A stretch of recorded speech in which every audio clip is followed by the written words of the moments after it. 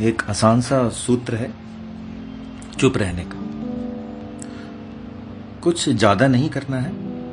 कभी दिन में 24 घंटे में जब सुविधा हो घड़ी भर के लिए शांत होकर बैठ जाओ। भीतर का वार्तालाप चलेगा, डायलॉग चलेगा, तुम उसमें सहयोगी मत बनो। यह सूत्र है। चल रही है चर्चा भीतर, तुम सुनो। जैसे कोई दो आदमी बात कर रहे हैं, लेकिन तुम दूर रहो। तुम उसमें बीच में मत पड़ जाओ। तुम उलझो मत उस डायलॉग में। तुम सुनते रहो कि मन का एक यह कोना मन के दूसरे कोने से बात कर रहा है, और मैं सिर्फ सुन रहा हूं। जो आए आने दो। ना तुम दबाओ, ना तुम हटाओ, ना तुम रोकने की कोशिश करो। तुम सिर्फ सुनो, एक साक्षी की तरह। बहुत कुछ कचरा निकलेगा, क्योंकि बहुत कुछ तुम दबाए बैठे हो, और मन को कभी खुली छूट नहीं मिली है, फुर्सत नहीं मिली है। जब फुर्सत दोगे तो मन घोड़े की जैसे लगाम टूट गई हो, ऐसा भागेगा। भागने दो। तुम बैठे देखते रहो। बस उस देखने में ही धीरज है, क्योंकि तुम्हारी तबीयत होगी आदत के अनुसार कि मैं घोड़े पर सवार हो जाऊं। तुम्हारा मन करेगा कि लगाम पकड़ लूं। तुम्हारी तबीयत होगी घोड़े को बाएं चलाऊं कि दाएं चलाऊं। पुरानी आदत। उसे तोड़ने के लिए तुम्हें थोड़ा सा धैर्य रखना पड़ेगा कि घोड़े को जाने दो। मन जहां जाए जाने दो। मैं सिर्फ देखूंगा। मैं कोई नियंत्रण ना करूं। एक शब्द दूसरे शब्द को लाएगा, क्योंकि सब चीजें जुड़ी हैं। एक शब्द उठेगा, 1000 शब्द उठेंगे, क्योंकि कोई भी चीजें असंबंधित नहीं है, अनरिलेटेड नहीं है।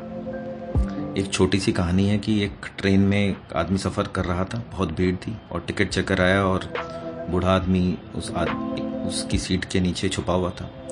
तो टिकट चेकर ने पूछा, टिकट दिखा? तो बूढ़ा बोलने लगा, हाथ जोड़ने लगा, क्षमा करें, इस बार माफ़ कर दें। ना तो टिकट है पास में और ना ही पैसे हैं।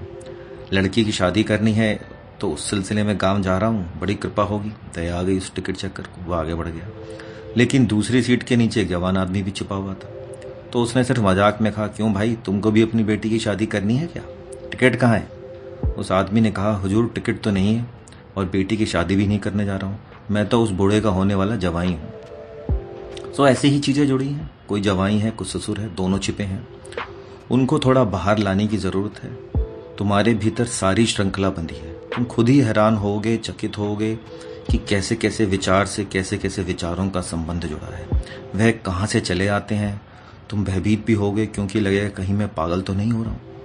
मगर ये बहुत बड़ा अद्भुत प्रयोग है। तुम जो भी हो रहा है होने दो। अगर सुविधा हो तो और भी अच्छा होगा कि तुम जोर से बोलो, ताकि तुम सुन भी सको कि क्या पागलपन चलता है अंदर। क्योंकि मन में तो महीन होती हैं बातें, हो सकता है तुम सचेतन ना रह सको। तुम्हारे भीतर जो चल रहा है उसे तुम जोर से बोलो, सुनो भी, और भीतर सजगता भी रखो कि मैं दूर रहूंगा। जो भी हो रहा है उसे बोल दूंगा, निष्पक्ष तटस्थ भाव से। गाली आए तो गाली, अपशब्द आएगा तो अपशब्द, राम का नाम आएगा तो राम का नाम, ओंकार आएगा तो ओंकार, जो भी आएगा मैं बोल दूंगा और सुनता रहूंगा। अगर तुम 3 महीने सतत 1 घंटा रोज इससे गुजर जाओ, तो तुम धीरे धीरे 3 महीने के बाद अनुभव करना शुरू करोगे कि अब विचार कम हो रहे हैं या कम आ रहे हैं। क्योंकि तुम्हारा पुराना जो संरक्षित कोष था, जो खजाना था, वह कम होता जा रहा है। सब अब चीजें कम रह गई हैं। कभी कभी एक शब्द आता है, फिर उसकी हुक में बंधा हुआ कोई शब्द नहीं आता। वह अकेले ही आकर रह जाता है। थोड़ी देर टिकता है, खो जाता है। 6 महीने के बाद तुम पाओगे कि कभी कभी बीच में अंतराल आने लगा। एक पल को कुछ भी नहीं होता, तुम अकेले रह जाते हो। उसी पल में श्रवण की क्षमता शुरू होगी, सुनने की, रियली में जो लिसनिंग है वो शुरू होगी।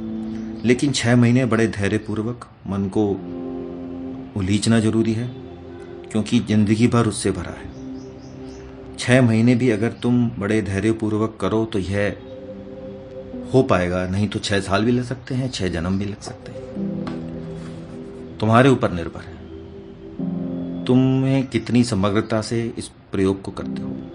और कई बार ऐसा मौका आएगा कि तुम भूल ही जाओगे कि हमें सिर्फ देखना है। तुम सवार हो जाओगे घोड़े पर, यात्रा पर निकल जाओगे। तुम संबंधित हो जाओगे, इन्वॉल्व हो जाओगे, लीन हो जाओगे, किसी विचार के साथ आइडेंटिफाइड हो जाओगे, और तब तुम चूक गए। तब प्रयोग असफल हो गया। जैसे ही ख्याल आए फिर घोड़े से नीचे उतर जाओ। शब्दों को चलने दो, तुम उन पर मत चढ़ो। शब्दों को जहां जाना हो जाने दो, तुम उनके पीछे अनुसरण भर करो। तुम सिर्फ देखते रहो पीछे पीछे क्या हो रहा है। तो धीरे धीरे मौन, बहुत धीरे धीरे मौन की पदचाप सुनाई पड़ेगी। और जिस दिन तुम्हें मौन की पदचाप सुनाई पड़ेगी उस दिन तुम्हें श्रवण की कला का भी अनुभव होगा। उस दिन तुम सही में सुन सकोगे। उस दिन तुम्हें गुरु को खोजने ना जाना पड़ेगा। उस दिन तुम जहां रहोगे वहीं गुरु है। वहां वृक्ष में हवा चलेगी, फूल झरेगा, सूखा पत्ता गिरेगा, तुम उसे भी सुन सकोगे। आकाश में बादल गरजेंगे, बिजली चमकेगी, नदी में बाढ़ आएगी, तुम उसे भी सुन सकोगे। एक पक्षी गुनगुनाएगा गीत, एक बच्चा रोएगा, रास्ते पर कुत्ता भौंकेगा, तुम वह भी सुन सकोगे। सुनने की कला आ जाए तो गुरु चारों तरफ है, और सुनने की कला ना आए तो सभी सिद्ध पुरुष तुम्हारे सामने बैठे हों तो भी गुरु नहीं है। गुरु होता है उसी क्षण जब तुम सुनने में समर्थ हो गए। इसलिए नानक कहते हैं, श्रवण से ही भक्त आनंदित होते हैं, श्रवण से ही दुख तथा पाप का नाश होता है। अगर तुम्हें सुनने की कला आ गई तो तुम परम आनंदित हो जाओगे, क्योंकि तुम साक्षी हो गए। साक्षी ही तो आनंद है। श्रवण घटा, मन खो गया। मन का खो जाना ही तो आनंद है। मन के पार चले जाना ही तो आनंद है। श्रवण हुआ, शब्द की श्रृंखला टूट गई, शब्द की श्रृंखला के अतीत हो गए, उसके पार चले गए, वही आनंद है, वही ट्रांसेंडेंस है। अगर तुम शब्दों की घाटी में ना रहे, अब तुम शिखर हो गए जहां शब्द पहुंचते ही नहीं, शब्दों की धूल नहीं पहुंचती, जहां परम मौन है, जहां मौन कभी टूटा ही नहीं। अब तुम उस शिखर पर खड़े हो। उस शांति के शिखर से आनंद के सिवाय और कोई गूंज पैदा नहीं होती। उस शांति के शिखर पर तुम परम धन्यता को उपलब्ध होते हो। श्रवण से ही दुख तथा पाप का नाश हो जाता है। जिसने सुन लिया, जिसने सुनना जान लिया, फिर कैसा पाप? क्योंकि पाप होता है विचार के साथ संबंधित होने से। इसे थोड़ा समझते हैं। मन में एक विचार उठा, रास्ते से एक कार गुजरी, एक झलक, मन में एक विचार आ गया, ये कार मेरे पास हो। अब तुम इससे इन्वॉल्व हो गए, जुड़ गए। अब ये कार कैसे तुम्हारे पास हो? तुम इस धुन में लग गए। ईमानदारी से मिले तो ईमानदारी से, बेईमानी से मिले तो बेईमानी से।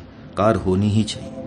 अगर कार नहीं है तो अब तुम सो ना सकोगे। अब तुम्हारी जिंदगी में एक कठिनाई आ गई। जब तक हल ना हो जाए तब तक तुम चैन ना पा सकोगे। रात सपने में कार, दिन सोचने में कार, अब कार तुम्हें घेरे हुए है। क्या हुआ?